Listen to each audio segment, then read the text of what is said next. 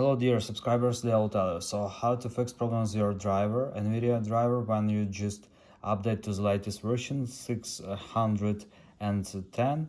So actually you see black screen. So how you could also fix that? So first thing, just try to open your Windows in safe mode. After, just try to roll back your video driver. So you could also do it with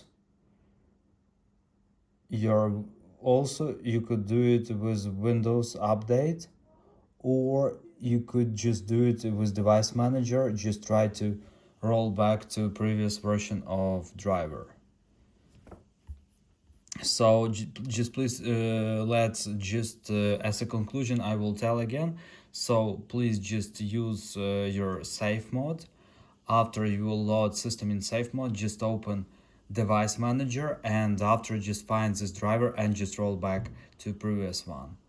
So after, just try to restore your Windows and just open the game again. So thanks for watching. Bye.